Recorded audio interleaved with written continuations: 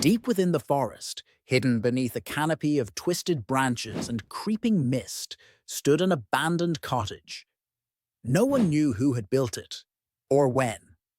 It wasn't on any map, it simply was, as if the earth had grown it like a thorn. Locals never wandered that deep. They whispered stories of those who had hikers, curious teenagers, even an old hunter once. None of them returned. Some said the cottage was a doorway to another world. Others claimed it was cursed, haunted by spirits that hungered for the living. 17-year-old Lena had heard the stories all her life. Her grandmother, who raised her after her parents disappeared during a camping trip, never spoke of the forest. But Lena had always wondered if their vanishing had something to do with the cottage. One foggy afternoon, driven by a need for answers, Lena packed a flashlight, a notebook, and her father's old compass. She stepped into the woods, the chill biting at her skin, and followed a path that wasn't really there, only a feeling pulling her forward. Hours passed, the forest growing unnaturally still.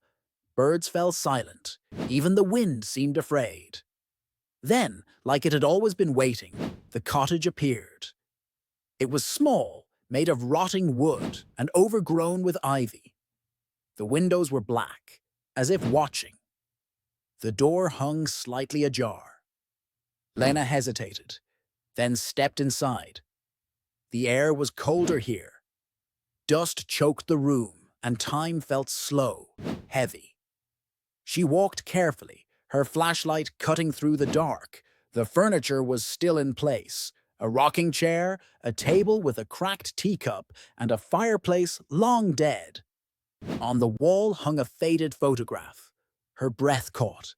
It was her parents, younger, smiling, standing in front of the cottage. Her heart pounded. "What is this place?" she whispered. Suddenly, the door slammed shut. The flashlight flickered. From the shadows came a voice, soft, familiar. "Lena!" She turned. In the doorway stood her mother, pale, expressionless. Her eyes were hollow, like mirrors. "Mom?" The woman nodded slowly. Behind her, more figures appeared. Dozens, all silent, all with eyes like hers. "You found the door," her mother said. "You shouldn't have." Lena stumbled back. "What is this? What happened to you?" Her mother stepped forward. "This place, it remembers everyone who enters. It keeps us. We're trapped between. Not alive. Not gone." Lena shook her head. "Then I'll find a way to free you. All of you." Her mother's voice broke. "The cottage won't let you leave. Not unless it chooses to forget." Lena looked around. The shadows moved like they were breathing. The floor creaked under unseen footsteps. She gritted her teeth. "Then I'll make it forget." From her bag, she pulled out her notebook and began writing everything she saw, recording names, faces, details. She wrote furiously, tearing pages and stuffing them into cracks in the walls, into drawers, into the fireplace. She was forcing memory out, pushing it away. The air howled. The cottage groaned.